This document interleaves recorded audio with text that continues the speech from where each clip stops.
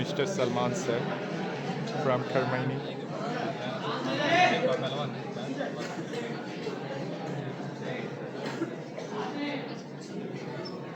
Good morning, all of you. Oh, good morning, sir. मोहब्बत से हम अपनी बात का आगाज़ करते हैं।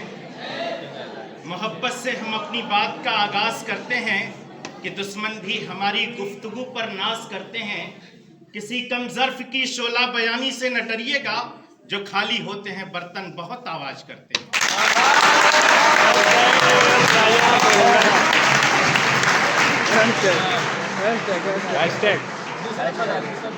मेरे प्यारे बच्चों और हमारे तमाम साथी, टीचर्स और माननीय मुख्य अतिथि विजय प्रताप सर, प्रबंधक sir Sanjay Kumar Singh ji, Saurabh sir, Sudhir sir, इन तमाम लोगों का मैं शुक्रिया अदा कर रहा हूं कि इन लोगों ने मुझे बोलने का मौका दिया है।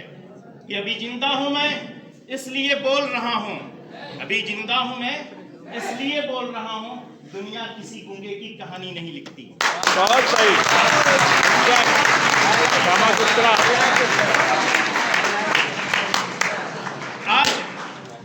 आज इस विदाई समारोह पर जब मैं खड़ा हुआ बोलने के लिए, तो मेरे पास अल्फाज नहीं है, मेरे पास शब्द नहीं है कि मैं क्या बयान करूं, मैं क्या बोलूं।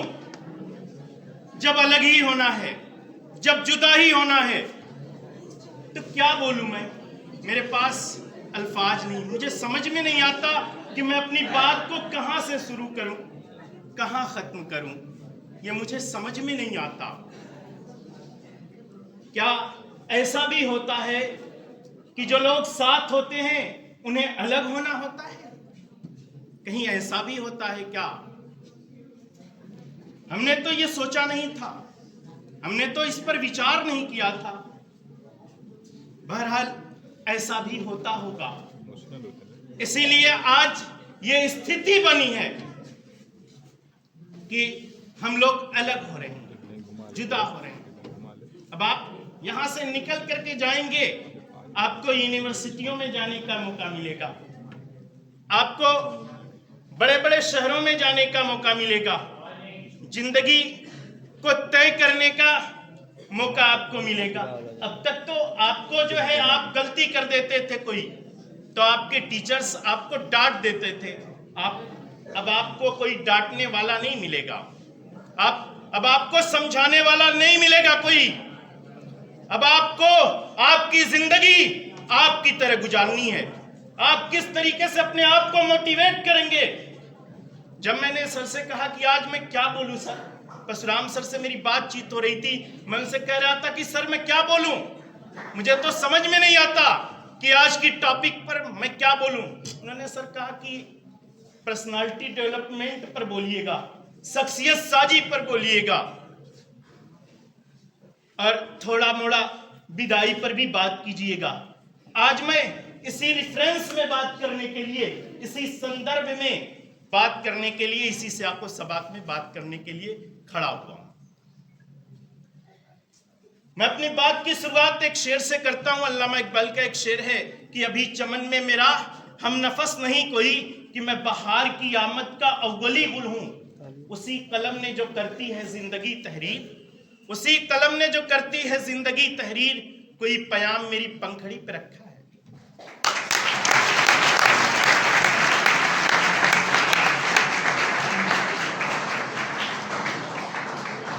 हम अगर इस दुनिया के अंदर आए हैं तो हमारे आने का कोई मतलब है, हमारे आने का कोई मकसद है। हम बगैर मतलब नहीं आए, हम बगैर मकसद नहीं आए हैं।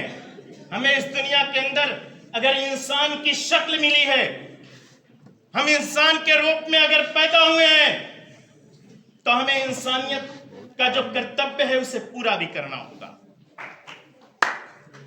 हम इंसान बना करके भेजे गए हैं इस दुनिया के अंदर, हम इंसान हैं।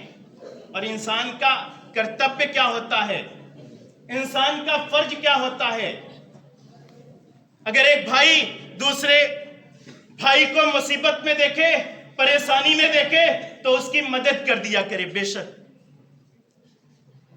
बेशक एक भाई अगर परेशान है तो दूसरे भाई की मदद कर दिया करे। देखिए, मैंने एक शेर अभी पढ़ा कि अभी चमन में मेरा हमनफस नहीं कोई। वाकई इस दुनिया में मेरे जैसा कोई है नहीं। अगर मेरे जैसा कोई होता तो बताओ, ये जो मेरे फिंगरप्रिंट हैं, ये फिंगरप्रिंट दुनिया में किसी से मैच नहीं खाते। किसी से मैच खाते हैं क्या?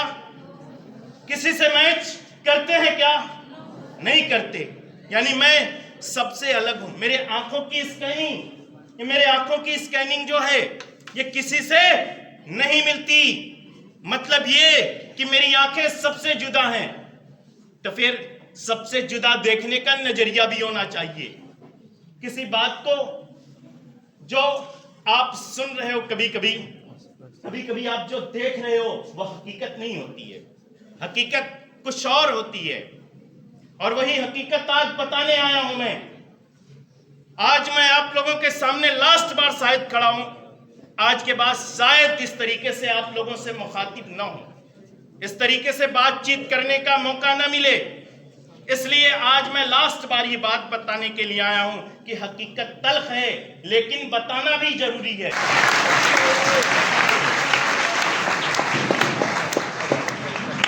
एक वाकया बताता हूं आप लोगों को।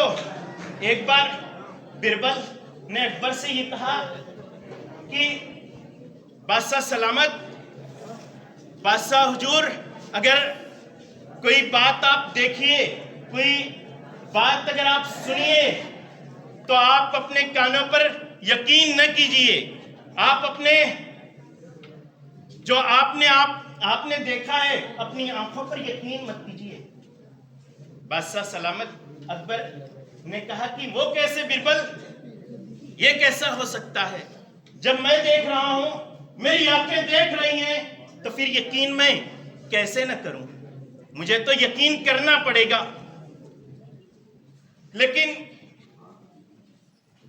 बादशाह सलामत अकबर को बहुत चाहते थे, इसलिए उन्होंने कहा कि चलो इसकी परीक्षा कभी ली जाएगी। एक बार का वाकया ये हुआ कि जो माली अकबर की सज्जा लगाया करता था, सैया लगाया करता था, बिस्तर लगाया करता था, वह आया, अकबर का बिस्तर लगाया उसने, और बिस्तर लगाने के बाद उसने ये सोचा कि जरा सा इस पर आराम कर लेता हूं, मैं जरा सा आराम करके देखता हूं कि बादशाह का बिस्तर कैसा होता है और इस पर नींद कैसी आती है। जैसे ही सोया माली, उसको फौरन नींद आ गई। कंबल ओढ़ करके वो सो गया, उसे नींद आ गई। उसके बाद कुछ समय के बाद मल्लिका आती हैं, तो मल्लिका भी आकर के तुरंत उसके बगल में जो है माली के सो जाती हैं। सोचती हैं कि बादशाह सलामत सो रहे हैं और शाही काम है, तो इस वजह से बहुत थके होंगे, इसलिए उन्हें डिस्टर्ब करना, उनसे बातचीत करना उचित नहीं है। तो हम आराम से सो जाते हैं। सो गई वो मल्लिका। अब ये जैसे ही अकबर इंटर हुआ तो देखा दो लोग सो रहे हैं, बड़ा परेशान हुआ। अब जो है जैसे ही देखा कि माली सो रहा है, मेरी बीवी, तो वो जो है एकदम व्याकुल हो गया, परेशान हो गया। कहा कि मैं इन दोनों की गर्दन अलग कर दूंगा, मैं इन दोनों की गर्दन जुदा कर दूंगा। और बात भी यही थी, जो फैसला होना चाहिए था एक हस्बैंड के हिसाब से, एक पति के हिसाब से जो फैसला होना चाहिए था, अकबर लगभग ठीक कर रहा था, जहां तक मैं समझता हूं। लेकिन उसने सोचा कि लाइए बिरबल की परीक्षा ली जाए, देखा जाए कि बिरबल ने जो बात कही थी क्या हकीकत है क्या। उसने बिरबल को बुलाया, कहा बिरबल ऐसी ऐसी बात हो गई है। उसने कहा ठीक है हुजूर, आप बाहर रहिए, मैं जाता हूं अंदर। वो गया और उसने जो है मल्लिका को धीरे से जगा दिया और कहा कि आप बाहर चली आइए। जैसे ही मल्लिका बाहर आई तो बादशाह सलामत ने उनसे सवाल किया कि अंदर आप किसके साथ थी? उन्होंने कहा हुजूर आपके साथ थी मैं। बादशाह खामोश, कुछ नहीं बोला। ठीक है, आप मेरे साथ थी। उसके बाद वो गए, बिरबल गए और उन्होंने मालिक को भी जगाया। उन्होंने कहा कि अरे हुजूर गलती हो गई, माफ कीजिएगा, थोड़ा सा मैं आराम करने की सोच रहा था और नींद लगी, अगर मेरी जान की अमान हो तो बख्श दीजिए। मेरी हिमाकत ये नहीं थी कि मैं बादशाह के बिस्तर पर सो जाता। बहरहाल मामला ये हुआ कि जब दोनों लोगों से पूछा गया, जब नौकर से पूछा गया, जब माली से पूछा गया कि किसके साथ सो रहे थे, उन्होंने कहा कोई नहीं था, मैं तो अकेला था। अब बादशाह अकबर परेशान, उन्होंने तो देखा था दोनों को सोते हुए एक साथ, एक बिस्तर पर थे दोनों लोग, उनकी आंखों ने देखा था ये मंजर, और लेकिन उनकी बातों पर यकीन कैसे कर पाते? हालांकि दोनों यहां पर निर्दोष हैं।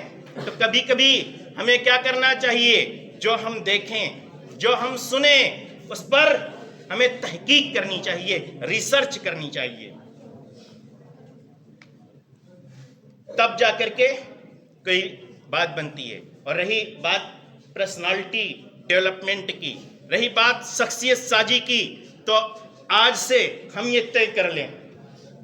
अब तक सर ने बहुत बेहतरीन ढंग से, बहुत बेहतरीन अंदाज में एक एक उदाहरण देकर के आपको बताया।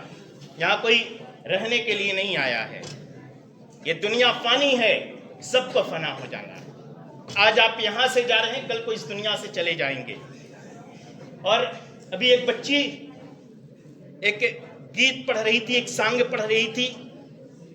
उसने कहा कि इस दुनिया के अंदर तुम खाली हाथ आए थे और खाली हाथ जाओगे। मैं ये कह रहा हूं कि आप इस विद्यालय के अंदर जब आए थे तो आप रोते हुए आए थे कि नहीं आए थे? आप रोते हुए आए थे इस विद्यालय के अंदर। और शायद अब आप यहां से जब जा भी रहे हैं तो अभी आपकी आंखों में नेदामत के आंसू हैं।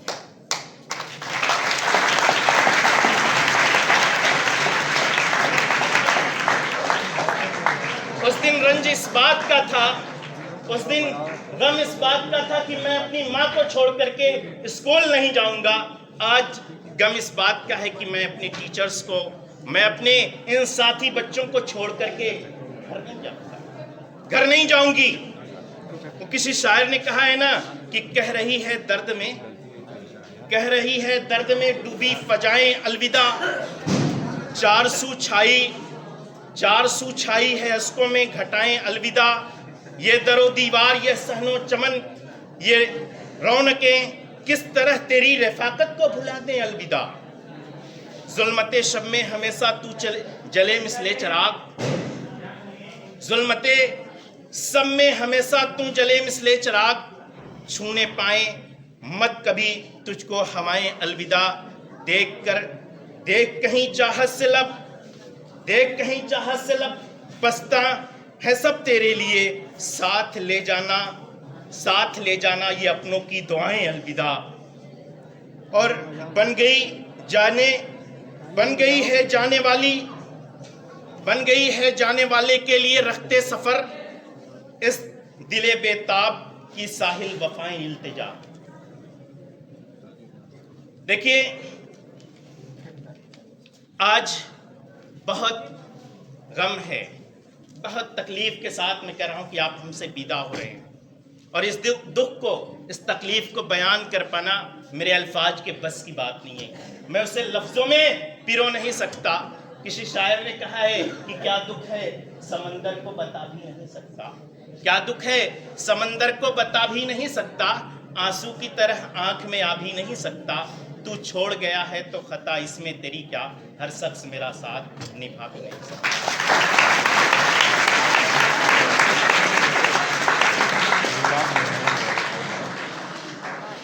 जब आज आप लोगों के जाने की बात आ ही गई है, जब आपके विदाई की बात आ ही गई है, तो मैं आपको आपकी वैल्यू बताता हूं, आपको आपकी कीमत बताता हूं।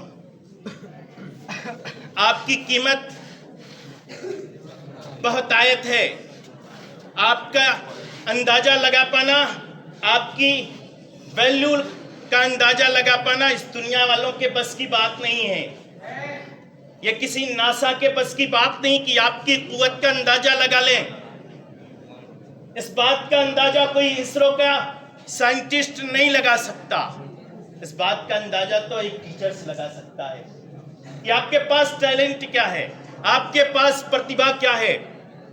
आपके पास वो प्रतिभा है कि आप इस देश का नाम रोशन करें। आपके पास वो प्रतिभा है कि आप पूरी दुनिया में अपने झंडे गाड़ दें।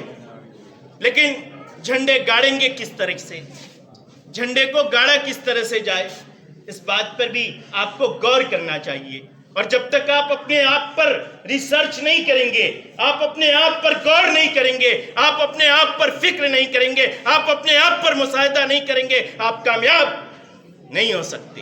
ये लिख करके दे रहा हूं मैं।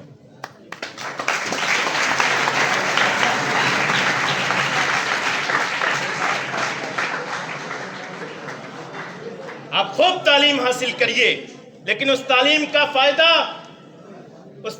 फायदा अगर आपके जरिए लोगों को नहीं पहुंचता तो आपकी तालीम बेकार है, आपकी तरबियत बेकार है। अगर आपके पास कुछ है तो बताइए जमाने को कि मेरे पास है, मेरे पास है, ये चीज है मेरे पास। मैं दुनिया के लिए यूनिक हूं तो हूं, आई एम यूनिक। एक बार मेरे साथ जोर से बोलिए, आई एम यूनिक। मैं इस दुनिया के लिए सबसे ताकतवर इंसान हूं तो हूं। ताकत किसी की गुलाम नहीं होती है। अगर आप गुलामी में जीना चाहते हैं तो वो भी आपके लिए है। और यहां से जब आप निकलेंगे तो आपको दोस्त मिलेंगे, आपको यार मिलेंगे, तरीके के दोस्त मिलेंगे। कुछ आपको गलत रास्तों पर ले जाएंगे, कुछ आपको सही रास्तों पर ले जाएंगे। आपको सही मायने में चुनाव करना है। एक वाकया मैं बताता हूं, एक वाकया बयान करके मैं अपनी बात को बहुत लंबी चौड़ी नहीं करूंगा, खत्म कर दूंगा कि एक बार जो है एक बादशाह शिकार के लिए निकला। तो जब शिकार के लिए निकला तो शिकार खेलते खेलते वो थोड़ा सा अपने जो शाही उसकी एरिया थी उससे दूर निकल गया और जंगल में वहां पर डाकुओं का बसेरा था। जैसे ही देखा वहां पर कि बादशाह, डाकुओं ने जैसे ही देखा कि बादशाह सलामत आ रहे हैं, और बादशाह सलामत, जैसे ही बादशाह सलामत को देखा तो बादशाह सलामत को देखने के बाद डाकुओं के मन में जो चीजें होती हैं वो आपको पता है। उनको लूटने की होड़ आ गई। कहा कि चल करके लूटते हैं। लेकिन उससे पहले एक तोता बैठा था, पीपल का बरगद था, उसी के नीचे कुटिया थी डाकुओं की, और उस पर एक तोता बैठा था। जैसे ही बादशाह को देखता है वो तोता चिल्लाना शुरू करता है और कहता है कि बादशाह सलामत आ रहे हैं, लूट लो इनको, इनको मारो, घसीटो इनको। ये सुनकर के बादशाह सलामत बहुत परेशान होता है और भागता है, अपने घोड़े पर इड़ लगाता है और तेजी के साथ जाता है। पहुंचते पहुंचते एक और उसे पीपल का वृक्ष मिला। उस पीपल के वृक्ष के नीचे भी एक कुटिया थी जहां साधुओं का वास है, जहां साधु निवास करते थे। जब उस पीपल के वृक्ष के नीचे विश्राम करने के लिए जाने की सोचने लगा बादशाह, तो तोता वहां भी बैठा था। और तोता जैसे ही देखता है कि बादशाह आ रहे हैं तो कहता है तोता कि बादशाह सलामत आ रहे हैं, आइए आपका इस कुटिया में स्वागत है, आइए आपका इस कुटिया में स्वागत है, वेलकम है आपका, इस्तकबाल हम करते हैं, खैर मकदम करते हैं, आप आ जाइए, इस गरीब ऋषि मुनि की कुटिया में आ जाइए। अब बादशाह सलामत जब अंदर जाते हैं, बादशाह जब अंदर जाता है तो वो सवाल करता है साधुओं से कि मेरे साथ ऐसा ऐसा वाकया हो गया।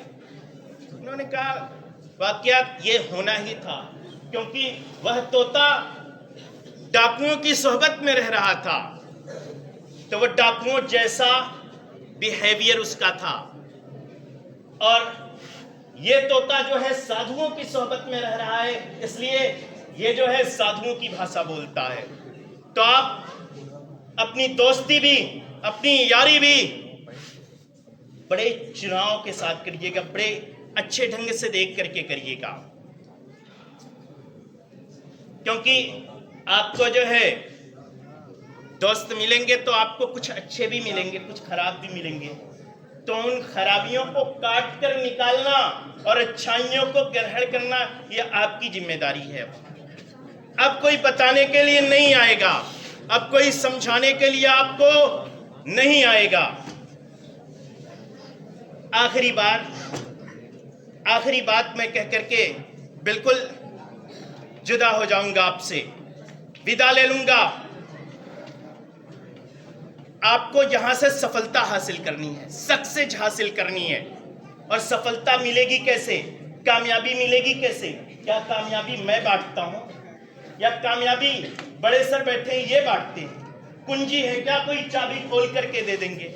नहीं, उसके लिए आपको मेहनत करना पड़ेगा, परिश्रम करना पड़ेगा। एक व्यक्ति था, उसने सुना कि सुकरात एक बहुत बड़े दार्शनिक हैं, उनके यहाँ वो गया, सोचा कि ये सुन रखा था लोगों से कि वो जिससे मिल लेते हैं वो कामयाब हो जाता है, वो कामरान हो जाता है। अब जैसे ही ये बात उस नौजवान को पता चली, वो नौजवान पहुंचा सुकरात के पास, और जब सुकरात के पास पहुंचा तो उसने सुकरात से कहा कि मुझे कामयाबी का वो फार्मूला जो आप देते हैं लोगों को, वो कामयाबी का फार्मूला मुझे जल्दी से बता दीजिए। सुकरात ने कहा, यहाँ मैं क्या कामयाबी का फार्मूला बांटता फिर रहा हूँ, मैं कोई कामयाबी नहीं देता हूँ। और इन्होंने अपना दरवाजा बंद किया और सो गए। रात भर सुकरात सोए, वो नौजवान रात भर दरवाजे पर खड़ा रहा। सुबह उठे सुकरात, तो वो पैर पकड़ लिया सुकरात का और कहा कि गुरुवर, मैं आपको जाने नहीं दूंगा जब तक आप मुझे कामयाबी का राज मुझे नहीं बताते। कामयाबी का राज जब मुझे आप बता देंगे तभी मैं आपको छोड़ूंगा। बड़ा परेशान हाल सुकरात, बड़े परेशान हाल हुए कि मैं करूं तो क्या करूं, आखिर कैसे इसे मैं समझाऊंगा। चलिए ठीक है, मैं आपको कामयाबी का सूत्र बताऊंगा, लेकिन यहाँ नहीं, नदी के पास चलिए। नदी के पास ले गए तो वो नौजवान बिल्कुल व्याकुल था कि मुझे कामयाबी का फार्मूला चाहिए। उसने जैसे ही नदी के किनारे पहुंचे, वो कहा कि कामयाबी का सूत्र मुझे दे दीजिए। अब उन्होंने कहा, यहाँ नहीं, कामयाबी का सूत्र हासिल करना है, कामयाबी का फार्मूला हासिल करना है, तो क्या करना पड़ेगा? नदी के अंदर चलना पड़ेगा। दोनों नदी के अंदर जाते हैं। अचानक से जब गले तक पानी आता है, बीच में जाते हैं उस नदी के, तो सुकरात अचानक उसका बाल पकड़ते हैं और उसे डुबाना शुरू करते हैं। वह नौजवान तड़फड़ाता है, वह नौजवान चिल्लाता है कि अरे पागल व्यक्ति, मैं किसके पास आ गया कामयाबी का फार्मूला लेने, ये तो मुझे जान से मार देगा, हटो यहां से। उसको बड़ी मुश्किल से हटाया, सुकरात को हटाया उसने। और सुकरात को हटाने के बाद जैसे ही वो गुस्से में हो गया नौजवान, तब सुकरात मुस्कुराने लगे, कहे कि दरअसल में कामयाबी यही है, कामयाबी यही है। जिस तरीके से तुम पानी के अंदर से निकलने के लिए तड़प रहे थे, उसी तरीके से अगर अपने टारगेट को हासिल करने के लिए, अपने लक्ष्य को हासिल करने के लिए अगर तड़पोगे, जिस लगन के साथ पानी के अंदर जब तुमको मैंने धकेला तब तुम निकलना चाहते थे, तब अगर यही काम आप अपने लक्ष्य की तरफ करेंगे तो यकीनन आप कामयाब होंगे। आपको कामयाब होने से कोई रोक नहीं सकता। दुनिया की कोई ताकत आपको कामयाब होने से रोक नहीं सकती। अगर आपका निशाना, आपका जो है लक्ष्य अर्जुन की तरह आपके जो चिड़िए की आंख है उस तरफ हो, अगर आपका लक्ष्य, अगर 10th पास करना है इस वक्त, तो आप अपने लक्ष्य की तरफ देखो। आप चिड़िए की आंख की तरफ देखो, ना कि भीम की तरफ, आम की तरफ देखो, ना कि युधिष्ठिर की तरफ उस चिड़िए को देखो। नहीं, चिड़िए की आंख पर निशाना लगाना है तो चिड़िए की आंख को देखो।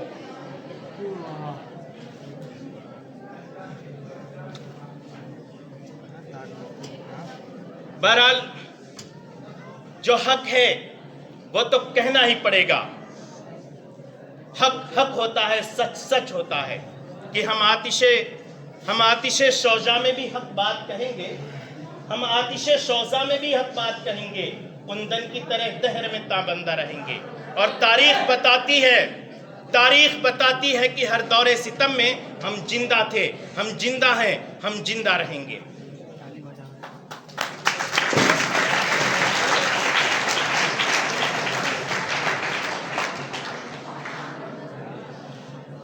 आप लोग यहाँ से अब विदा हो जाएंगे और शायद अब एक दूसरे से कभी इस तरह से इकट्ठे न मिलें। वो कहते हैं ना सर कि पुराने यार भी आपस में अब नहीं मिलते, न जाने कौन कहाँ दिल लगा के बैठ गया, तो न जाने कौन कहाँ होगा, किस तरह से भटकता होगा, ये किसे मालूम। बहरहाल ये मेरी तकलीफ है, मेरा गम है, जिसे मुझे बता पाना तो बड़ा मुश्किल है कि मेरी तकलीफ, मेरा गम, मेरा सदमा पता चलता, मेरी तकलीफ, मेरा गम, मेरा सदमा पता चलता, कोई तेरा बिछड़ता तो तुझे मेरा पता चलता, कोई तेरा बिछड़ता तो तुझे मेरा पता चलता। और आखिर में मैंने आप लोगों के लिए 2 लाइनें लिखी हैं। ये 2 लाइनें कह करके मैं बात को खत्म कर दूंगा कि सामे गम आंसुओं से मुनव्वर करें, उसकी यादों को जान से मुअत्तर करें। रात भारी है अब किसको रहबर करें, ज़ब्ते गम का अभी और खूगर करें। सुबह हो जाएगी हम चले जाएंगे, याद अहले चमन को बहुत आएंगे। मादरे इल्म मेरे दुलारे थे तुम, मेरी आंखों के चंदा थे तारे थे तुम। मादरे इल्म मेरे दुलारे थे तुम, मेरी आंखों के चंदा थे तारे थे तुम। क्या खबर थी कि मंजर बदल जाएगा, काफिला सैनिकुल से निकल जाएगा।